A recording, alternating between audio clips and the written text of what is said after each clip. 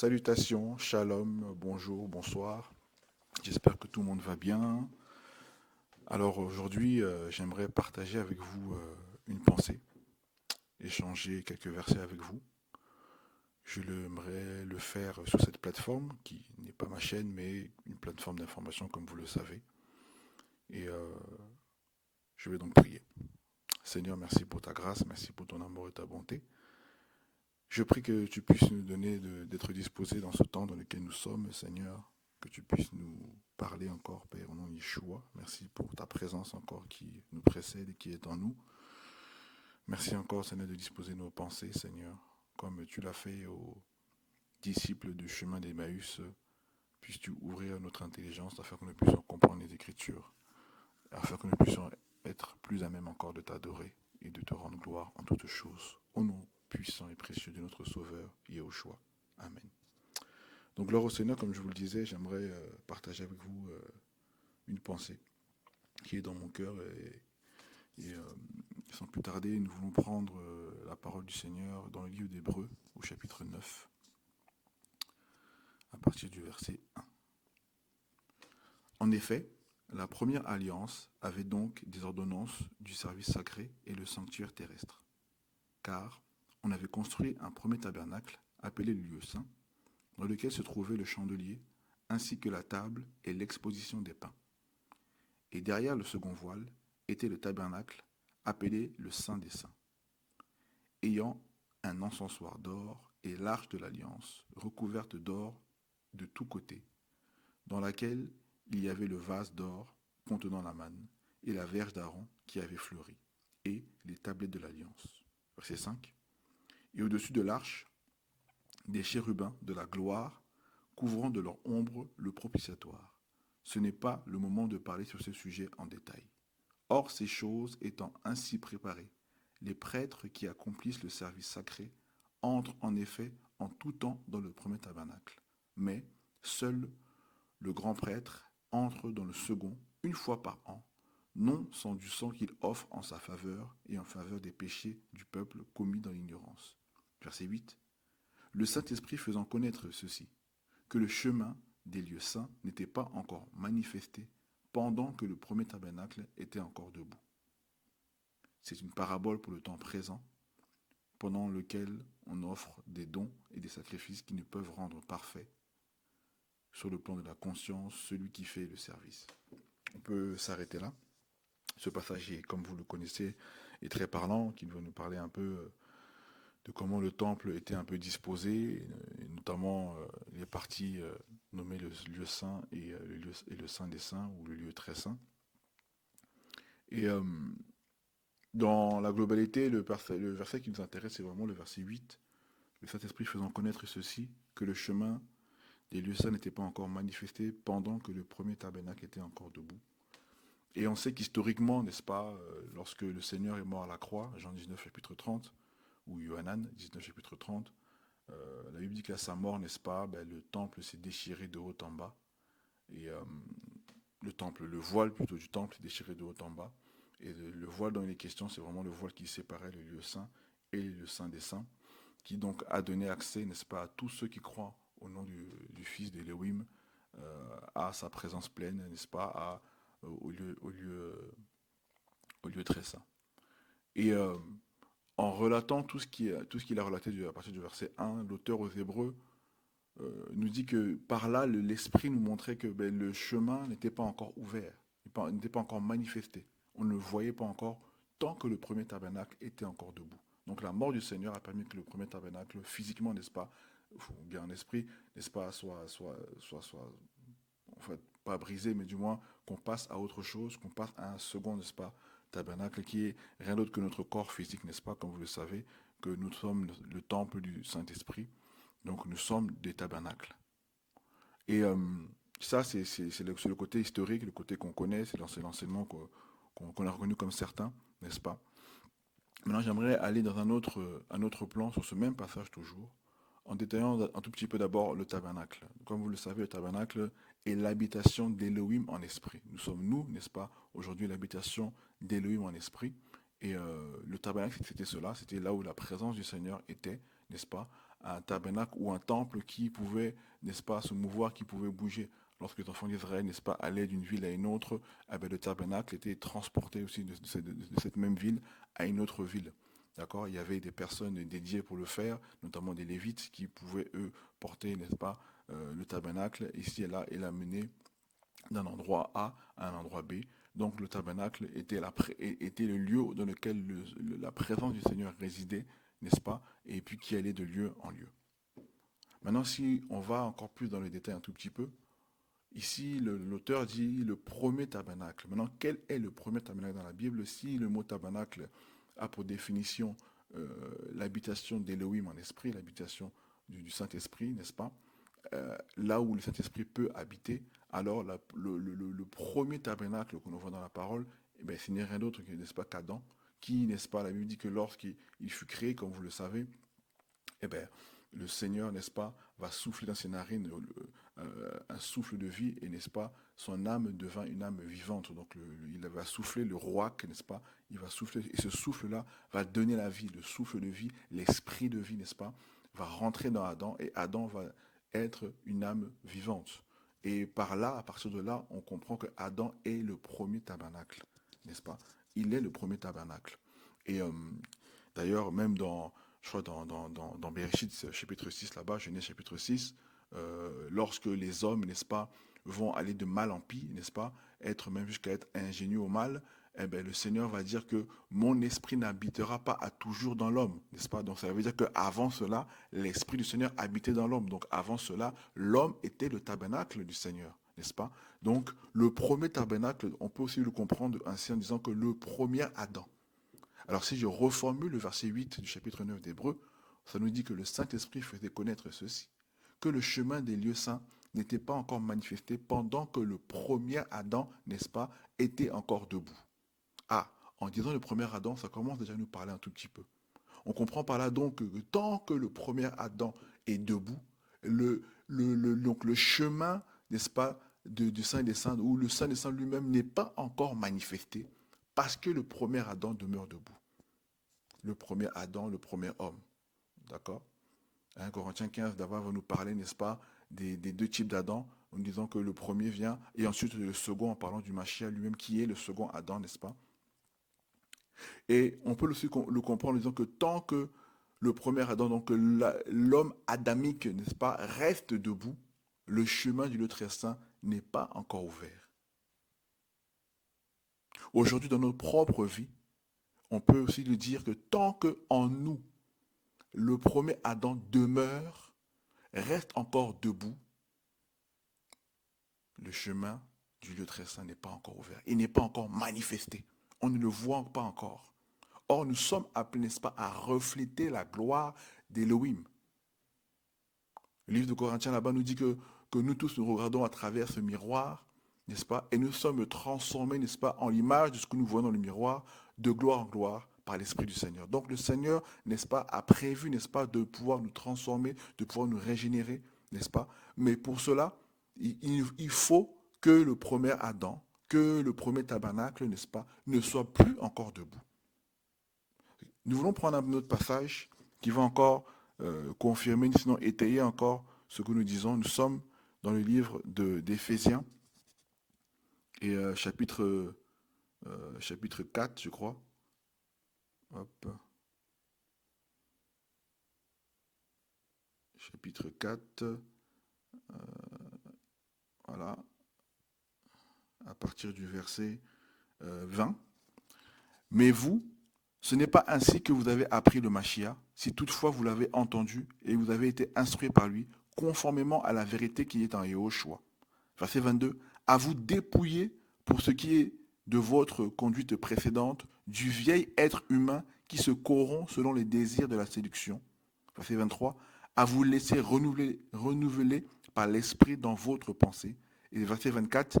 Et à vous revêtir du nouvel être humain créé selon Elohim dans la justice et la sainteté de la vérité.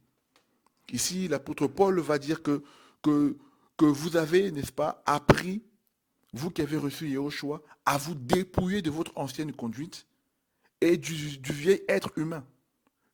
Le vieil être humain, n'est-ce pas, c'est le premier tabernacle. C'est le premier Adam. C'est cette chair-là, n'est-ce pas? Vous avez appris à vous dépouiller de votre chair afin de vous laisser renouveler par l'esprit dans votre pensée et de vous revêtir l'homme nouveau. Tant que le premier tabernacle est debout, il n'y a pas encore la manifestation, n'est-ce pas, du lieu très saint. Le chemin du lieu très saint est encore, n'est-ce pas, n'est pas encore manifesté. Frères et sœurs, la Bible nous dit que Yahushua est rentré une fois pour toutes au ciel. Par là, quand il dit une fois pour toutes, ça veut dire qu'il n'est pas ressorti. Si nous voulons aller vers Yahushua, nous devons aller là où il est. Ça veut dire qu'une fois pour toutes, dans le lieu très saint. Pour que le chemin soit ouvert, il faut que le premier tabernacle meure. Il faut que le premier tabernacle ne soit pas debout. Quelqu'un a dit que je diminue et que lui il croisse. Que notre chair diminue afin que lui il puisse croître. Alléluia. Comment par moments la chair est tellement présente, il y a tellement de réactions, moindre chose, on réagit, moindre parole contraire, on dit, n'est-ce pas, mais on ne m'a pas connu comment j'étais avant, n'est-ce pas? On va dire que oui, je peux tout supporter, mais ça, non, non, non, non, non, il faut me respecter. On va choisir, on va dire des choses, oui, hein, avec l'âge que j'ai, comment un petit comme ça me parle, t'as un trop de réactions. Le premier tabernacle est tellement debout. Et du coup, il n'y a pas cette manifestation, n'est-ce pas, du lieu très saint, du Saint des Saints. Et on peut aller même encore un peu plus loin, n'est-ce pas? Et on va prendre aussi, n'est-ce pas, euh, et, donc on est toujours dans Ephésiens 4, hein? Et, mince. Oui. Il dit donc, à vous revêtir d'une nouvelle être humain créé selon Elohim dans la justice et la sainteté de la vérité. À vous laisser renouveler par l'esprit dans votre pensée. Ça veut dire que quand on se dépouille, n'est-ce pas, eh bien, on laisse l'esprit nous renouveler. Pour voir, n'est-ce pas, le chemin, pour avoir accès au chemin du lieu saint, n'est-ce pas, il faut un renouvellement. Et ce mot est important, il faut un renouvellement. Donc, renouvellement, ça veut dire quoi? Ça veut dire qu'il y a des choses, n'est-ce pas, que le Seigneur va renouveler en toi. Par exemple, nous sommes le mois de janvier, il va renouveler ton esprit comme ça, tac. Tu reçois des choses nouvelles pendant un temps, tu reçois des choses nouvelles. Et c'est nouveau pour toi, tu dis ok, ok, un nouveau fonctionnement, une nouvelle façon, une nouvelle manière de vivre, n'est-ce pas? Une nouvelle manière de penser, gloire au Seigneur. Tu es là, tu évolues comme ça. Mais sauf que le Seigneur, lui, veut t'amener de gloire en gloire. Donc ça veut dire que l'état que tu as connu hier, c'était un bon état, tu as fait des bonnes choses avec, mais il veut t'amener à un autre état encore meilleur. Et pour cela, il faut encore se dépouiller de l'état que tu avais, n'est-ce pas, pour aller dans un autre état encore. Je suis persuadé que vous comprenez mon langage. Aujourd'hui, lorsque le Seigneur va travailler dans la vie d'une personne, il va, n'est-ce pas, lui apprendre à se dépouiller, n'est-ce pas, à refuser les œuvres mortes de la chair, à faire en sorte que le premier tabernacle ne reste pas debout. Certainement, dans le premier tabernacle, comme il y avait plusieurs pièces dans le tabernacle, il va commencer par une pièce, peut-être par un endroit, peut-être par le parvis, ou peut-être par un endroit du tabernacle, excusez-moi. Alors, peu importe l'endroit, peu importe quel endroit, là je parle du tabernacle. Donc ça veut dire qu'il va s'occuper d'un aspect de notre vie, d'un aspect de notre corps, pour pouvoir, n'est-ce pas, le faire descendre, pour pouvoir, n'est-ce pas, voilà, le faire mourir, afin que lui vive. Et nous, lorsqu'on a réglé ce problème-là, on a réglé cet aspect de notre vie, par exemple la colère, on dit, bon maintenant la colère c'est bon, on reste là, le Seigneur maintenant veut nous amener à régler un autre problème. Et ainsi de suite, et ainsi de suite. Il fait ça dans la vie d'un être humain qui croit en lui. Eh bien, il va faire aussi pareil dans la vie, n'est-ce pas? Il va faire aussi pareil, n'est-ce pas, dans un travail, dans un service, où il va amener ce service de gloire en gloire. Mais pour amener ce service ou ce travail de gloire en gloire, il faut, n'est-ce pas, accepter le renouvellement. Il faut accepter qu'on puisse avoir du changement. De telle sorte qu'on avait un fonctionnement hier qui était bien, il était intéressant. Avec ça, on a fait les exploits, on a vu des signes, on a vu des prodiges, gloire au Seigneur. Mais le Seigneur veut nous amener à autre chose. Mais il faut donc accepter que ces choses-là, ce soit du passé et passer à une autre étape avec le Seigneur. L'apôtre Paul pourra dire, ces choses qui étaient pour moi un gain, je les regardais comme de la boue, à cause de l'excellence de la connaissance du Mashiach. Alors oui, dans le contexte de Galate, là, quand il en parle, de Philippiens, pardon, quand il en parle, bon, il parle par rapport aux choses de la chair, d'accord? Il parle par rapport à son passé, avant de connaître le Seigneur. Ok, il n'y a pas de problème. Mais Paul dirait dans 1 Corinthiens, ce même apôtre Paul, en Corinthiens 13 là-bas, n'est-ce pas? Il pourra dire que quand j'étais enfant, je regardais comme un enfant. Je vivais comme un enfant. Mais quand je suis devenu grand, eh ben, les choses, n'est-ce pas, les choses d'enfant, maintenant, je ne les fais plus. Je regarde comme un grand. D'ailleurs, on va prendre rapidement ce passage. 1 Corinthiens chapitre 13. 1 Corinthiens chapitre 13. C'est où Corinthiens là? 1 Corinthiens chapitre 13. Hop. Et on est à partir du euh, verset 11. Il dit, quand j'étais enfant, je parlais comme un enfant, je jugeais comme un enfant, je pensais comme un enfant. Mais quand je suis devenu homme, j'ai mis fin à ce qui était de l'enfant. Car maintenant, nous voyons à travers un miroir en énigme. Mais alors, nous verrons face à face. Maintenant, je connais en partie, mais alors je connaîtrai comme j'ai été connu. Ouais, verset 11, je répète, comme j'étais enfant, je parlais comme un enfant, je jugeais comme un enfant, je pensais comme un enfant. Mais quand je suis devenu homme, j'ai mis fin à ce qui était de l'enfant. Dans la marche chrétienne, il y a des, il y a des étapes, il y a différents types de croissance, n'est-ce pas? On parle d'enfant, voilà. Là, il parle enfant-homme, il y a enfant, fils, vierge, etc., dont nous parle un Yohanan là-bas. Bref, donc différentes étapes là. Il dit, quand je suis devenu homme, j'ai mis fin à ce qui était de l'enfant. C'est-à-dire que, étant enfant, il a appris les bonnes choses. Il a vécu des choses avec le Seigneur. Des expériences avec le Seigneur. Des choses incroyables avec le Seigneur. Mais quand il est devenu homme, il a mis fin à ces choses pour passer à une autre étape. Et aujourd'hui, quand le Seigneur va travailler quelque part, dans une ville, dans une assemblée locale, dans une nation même, n'est-ce pas? Il va travailler un aspect, il va travailler d'une certaine manière, et à un moment donné, on va passer à une autre étape. Mais le problème, c'est que beaucoup restent à l'étape dans laquelle ils sont là. Pourquoi? Parce que cette étape a été intéressante. Cette étape a été, n'est-ce pas, il y a eu beaucoup d'édifications. On a été fortifié à cette étape-là. On a été restauré, on a vécu des choses tellement terribles que le Seigneur est venu nous restaurer et nous a restaurés. Mais le Seigneur veut passer, n'est-ce pas, ce travail à une autre étape. Mais on raisonne ou on se dit non, on est bien comme ça. On est toujours dans le premier tabernacle. Or, le Seigneur veut nous amener autre part. Il veut nous amener dans une autre dimension. Mais nous, on reste toujours dans ce premier tabernacle. On ne comprend pas qu'il y a un renouvellement à faire. Il y a un renouvellement quotidien à faire. Nous avons, n'est-ce pas, des exemples dans la parole où on nous parle des séraphins, n'est-ce pas, qui disent jour et nuit, en tout temps, saint, saint, saint. Mais humainement parlant, ça peut même être ennuyant de dire toujours la même chose. Mais s'ils ne cessent de le dire, c'est qu'à chaque fois, ils sont renouvelés. Je ne sais pas si c'est à la seconde, à la minute, à la vitesse d'un atome, je ne sais pas. Mais en tout cas, ils sont tout le temps renouvelés. Et c'est pour cela que pour eux, c'est certainement c'est quelque chose de nouveau. Ils voient à chaque fois la sainteté du Seigneur. Eh bien, nous, pareil, sur Terre, nous sommes appelés à être renouvelés. Si quelqu'un n'est pas renouvelé, c'est qu'il y a un problème. Si quelqu'un n'est pas renouvelé, c'est qu'il va commencer à stagner.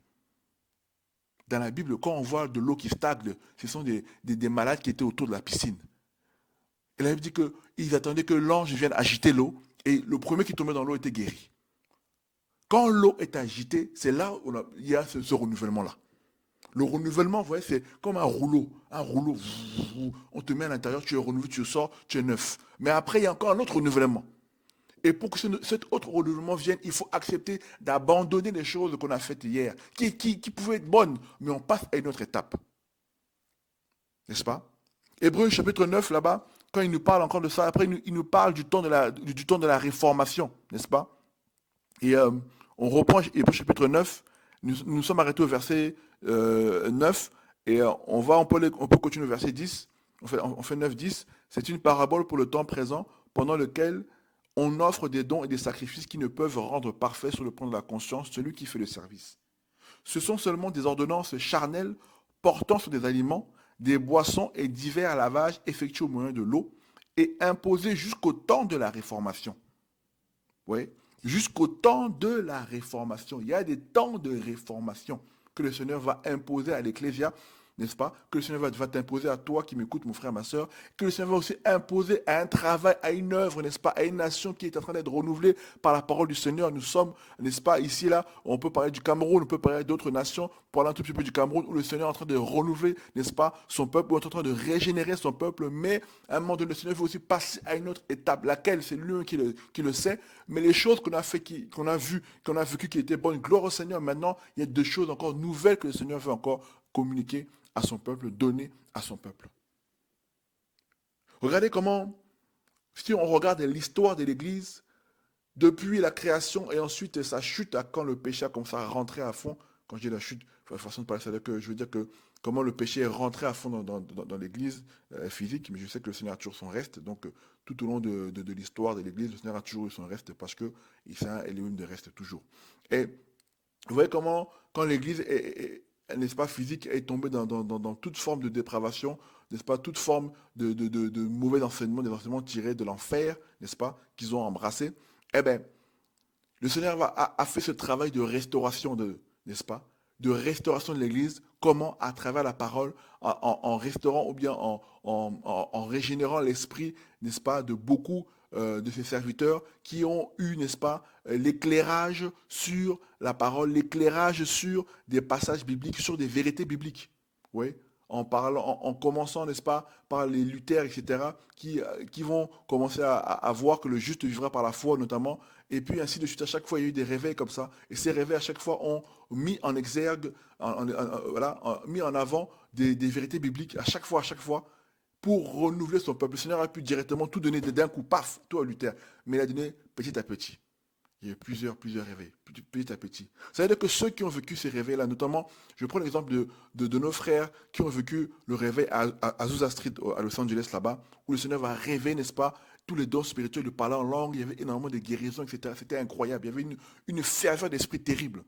Ceux qui ont vécu ça, ils pouvaient dire, mais là, c'est bon, on a vécu ce réveil-là, c'est bon, c'est parfait, c'est parfait. Mais après cela est venu d'autres réveils encore pour réveiller encore d'autres vérités spirituelles. Mais ceux qui ont vécu ce temps-là, peut-être ils veulent dire que non, on reste là, on ne bouge pas. Non, le Seigneur avait prévu encore quelque chose d'autre encore. Quelque chose encore de meilleur. Alléluia. Quand le Seigneur, il a mis du temps, il met du temps pour restaurer l'Église, eh bien c'est pareil, n'est-ce pas, pour nous, pour un travail que le Seigneur peut faire, le Seigneur va mettre son temps, mais à chaque fois, il faut accepter, n'est-ce pas, de laisser les choses qu'on a déjà vécues, qui étaient des bonnes choses, pour passer à d'autres choses qui sont encore meilleures. Il dit, le Saint-Esprit faisant connaître ceci, le chemin des lieux saints n'était pas encore manifesté, tant que le premier tabernacle subsistait. Frères et sœurs, nous sommes appelés, n'est-ce pas, à demeurer dans la présence totale du Seigneur. Donc pour cela, il faut absolument que le premier tabernacle meure. Il faut absolument que le premier tabernacle descende. Nous sommes appelés à vivre la gloire du Seigneur en collectivité, n'est-ce pas? Comme nos aïeux l'ont vécu, où là où la gloire était, là où, n'est-ce pas, alléluia, ils persévéraient dans la prière, n'est-ce pas, dans l'enseignement, etc., pour persévérer comme ça. S'il n'y avait pas la gloire qui se manifestait, ils n'allaient pas persévérer. C'est parce que le Seigneur était là, c'est parce qu'il y avait tellement sa présence, certainement, qu'ils persévéraient encore et encore. Frères et sœurs, il faut, nous aussi, nous sommes appelés à vivre ces choses-là. Or, pour vivre ces choses-là, il faut accepter, n'est-ce pas, le renouvellement. Il faut accepter la régénération. Il faut accepter, n'est-ce pas, que le Seigneur nous change, nous transforme encore et encore, afin que nous puissions avoir toujours une idée fraîche, toujours des pensées renouvelées, frères et sœurs. Si on reste dans notre état, nous serons que sur notre lit, et le Seigneur va encore nous secouer, nous secouer, nous secouer. Pourquoi? Afin qu'à chaque fois, il y ait un renouvellement, frères et sœurs. Cette nation est en train de vivre un grand renouvellement dans l'esprit. Le travail est en train de vivre un grand renouvellement. Il faut que chacun d'entre nous, nous puissions saisir ces choses-là. Toi, chrétien qui m'écoute, toi, chrétienne qui m'écoute, toi, enfant d'Élohim, j'aimerais te dire que tu dois accepter le renouvellement. Tu dois accepter de changer d'état. Tu dois accepter de laisser ta position, de laisser les choses dans lesquelles tu es à l'aise. Là, je suis à l'aise, j'ai mes gens avec qui je suis, etc. Le Seigneur peut t'amener à une autre dimension là où tu es seul ou avec très peu de personnes. Il faut l'accepter. Qu'est-ce que nous voulons, frères et sœurs? Nous voulons voir sa main, alors il faut accepter sa parole. Et sa parole nous enseigne ces choses-là, frères et sœurs. Regardons rapidement, et puis certainement, pour finir, Romains chapitre 12, n'est-ce pas? À partir du verset 1, il dit, je vous exhorte donc, frères, par les compassions d'Élohim, à présenter vos corps en sacrifice vivant, saint, agréable à Élohim. C'est le service sacré spirituel, le vôtre. Et ne vous conformez pas à cet âge-ci, mais soyez transformés par le renouvellement de votre intelligence, afin que vous éprouviez quelle est la volonté d'Élohim, ce qui est bon, ce qui est agréable et ce qui est parfait. Afin que vous, hein, afin que vous éprouviez quelle est la volonté d'Élohim, ce qui est bon, agréable et parfait. Mais soyez transformés par le renouvellement de vos pensées. Il faut un renouvellement, mes frères et sœurs. Quand on est renouvelé, ce qu'on était hier, c'est du passé. C'était une bonne chose, mais c'est du passé. Nous ne sommes pas de ceux-là qui sont appelés à vivre selon le passé. Nous sommes de ceux-là qui sont appelés à vivre, n'est-ce pas, l'instant présent avec le Père. Alléluia. Nous sommes de ceux-là qui sont appelés à vivre des choses tous les jours avec le Seigneur. Et c'est pour cela qu'on doit accepter le renouvellement, frères et sœurs. J'aimerais encourager, mes frères et sœurs, ces personnes qui persévèrent dans la foi, qui persévèrent, qui ne lâchent pas l'affaire. Nous disons, frères et sœurs, même si vous ne sentez rien, ne lâchez pas l'affaire. Le Seigneur est en train de vous renouveler. Le Seigneur est en train de, n'est-ce pas, de vous changer encore et encore et encore. Frères et sœurs, nous sommes appelés à le ressembler. La Bible déclare que ce que nous sommes, nous savons ce que nous sommes, mais ce que nous serons n'a pas encore été manifesté. Mais ce que nous savons, c'est que nous serons tels qu'il est. Alléluia. Nous serons tels qu'il est. Alléluia. Nous serons transformés tels qu'il est. Alléluia, frères et sœurs. C'est l'espoir que nous avons. Voilà pourquoi, frères et sœurs, il faut accepter, n'est-ce pas, de se dépouiller du vieil homme. Il faut accepter, n'est-ce pas, qu'on puisse te critiquer. Il faut accepter qu'on puisse, n'est-ce pas, mal parler de toi s'il y a une situation comme ça. Peu importe, ce n'est pas grave. Là n'est pas l'important. L'important, c'est que, n'est-ce pas, nous puissions être avec lui tôt ou tard. Alléluia. Nous puissions être avec lui jusqu'à la fin, frères et sœurs. Ah oui, frère, parce que je vous dis la vérité. Verset 11 de Hébreu 9 là, dit, mais Machia est survenu, grand prêtre des bonnes choses imminentes à travers le tabernacle plus grand et plus parfait, qui n'est pas fait de la main d'homme, c'est-à-dire qui n'est pas de cette création. Il est rentré une fois pour toutes dans les lieux saints, non à travers le sang des veaux ou des boucs, mais à travers son propre sang, ayant trouvé la rédemption éternelle. Alléluia. Il est rentré une fois pour toutes, frères et sœurs. Ça veut dire que si tu veux le rejoindre, c'est là-bas qu'il est, frère. Alléluia. Or, pour aller là-bas, il faut que le premier tabernacle ne soit pas debout. Il faut qu'il soit à terre. Alléluia. Il faut qu'il soit à terre pour laisser l'être nouveau, alléluia, être debout, pour laisser l'esprit prendre la première place afin de t'introduire davantage dans sa présence, afin que tu sois davantage dans sa présence. Pareil pour le travail que le Seigneur peut faire ici et là dans les nations. Il faut absolument accepter que le Seigneur renouvelle le fonctionnement, renouvelle les manières de vivre, renouvelle les manières, n'est-ce pas, d'agir. On a agi d'une manière hier, on a agi d'une manière avant-hier, c'était bien, le Seigneur s'est manifesté, mais le Seigneur veut qu'on agisse encore d'une autre manière encore, alléluia, d'une autre manière encore, frères et sœurs, pour qu'on voie encore plus sa gloire, qu'on voie encore plus sa sainteté, frères et sœurs, alléluia. Le réveil, frères et sœurs, on se réveille tout le jour, on se réveille le matin, n'est-ce pas? Eh bien, je crois que ce réveil dans nos vies, c'est un réveil qui est permanent, alléluia. Ce n'est pas un réveil qui est ponctuel, où on a fait une réunion de réveil et on a été encouragé, c'est fini. Loin de là, on a fait cette réunion de réveil, on a été encouragé, on est réveillé, tac, on agit en conséquence, et encore une fois, ça nous réveille encore sur autre chose, ça nous réveille encore sur autre chose, ça nous renouvelle encore une fois, on change de manière de faire, on change de manière d'agir, on change de manière de nous comporter. Pourquoi? Parce qu'à chaque fois, il y a des choses nouvelles qui sont en nous, le Seigneur nous révèle des choses encore nouvelles. Pourquoi? Parce qu'à chaque fois, le Seigneur se révèle encore différemment et on voit encore plus sa main, on voit encore plus sa gloire, et on a une seule envie, un seul désir, c'est d'être avec lui, alléluia. C'est d'être dans sa présence, frères et sœurs. Notre objectif, c'est cela. Frère, nous courons uniquement pour cela. Nous ne courons pas pour aller ici et là. Nous ne courons pas pour, n'est-ce pas, le service, pour être vu de qui que ce soit.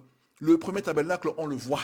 Mais le tabernacle véritable, on ne le voit pas forcément. Il est invisible. Il est invisible. La véritable ecclésia, la véritable l'église, c'est aussi le tabernacle. Donc la véritable église, elle n'est pas forcément vue des hommes. Alléluia. Mais elle est vue du Mashiach. Et c'est pour cela, comme elle est vue du Mashiach, elle rentre facilement dans la présence du Mashiach. Parce que le Mashiach la voit et elle dit, viens, alléluia. Et oui, frères et sœurs. Nous voulons être ce tabernacle qui est totalement ce tabernacle donc, qui est totalement dépouillé des vieilles, des mauvaises œuvres, des œuvres du passé. Qui est totalement dépouillé du fonctionnement, n'est-ce pas, du passé. De l'héritage des parents. Où on va voir que dans le travail, il y a beaucoup de la culture qui est là. On est dépouillé de ces choses, dépouillé de la culture pour laisser le Seigneur travailler avec nous, travailler au travers de nous différemment. Comment? Il le sait, il nous conduira. De toute façon, tout est dans la parole. Donc on ne va pas sortir de la parole.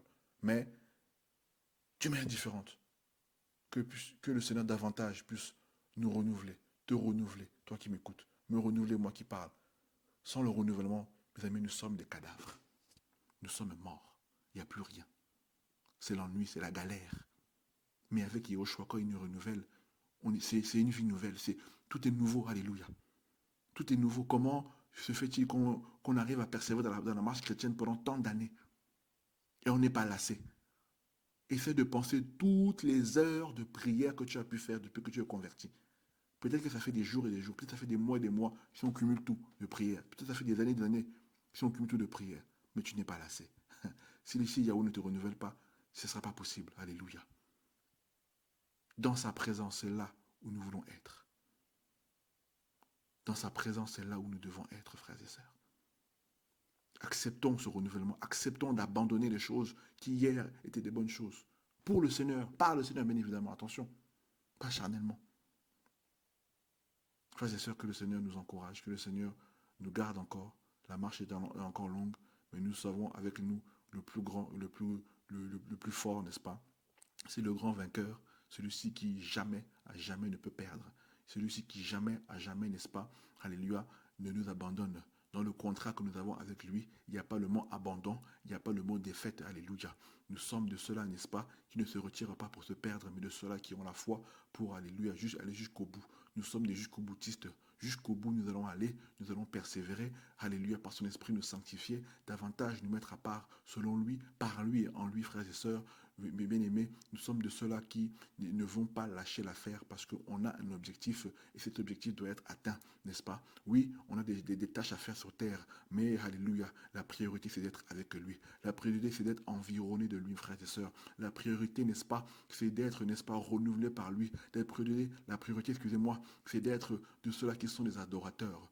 Alléluia. Yohanan 4 nous dit, le Père cherche de vrais adorateurs. S'il cherche, certainement qu'il n'en trouve pas, ou bien c'est difficile à trouver. Mais je veux être de ceux-là qui sont inscrits au rôle des adorateurs. Des adorateurs, c'est qui ont une vie d'adoration. Alléluia. La vie d'adoration, c'est ce dépouillement. La vie d'adoration, n'est-ce pas, c'est ce renouvellement qui à chaque fois se renouveler. Il adore encore différemment. Frères et sœurs, nous courons vers cet objectif qui est le seul qui nous devons, qui doit être devant nos yeux. Non pas le service, mais n'est-ce pas, non pas le service public, mais le service secret, mais plutôt le service dans les coulisses, mais plutôt cette adoration véritable, mais plutôt ce cœur à cœur véritable, frère. Alléluia.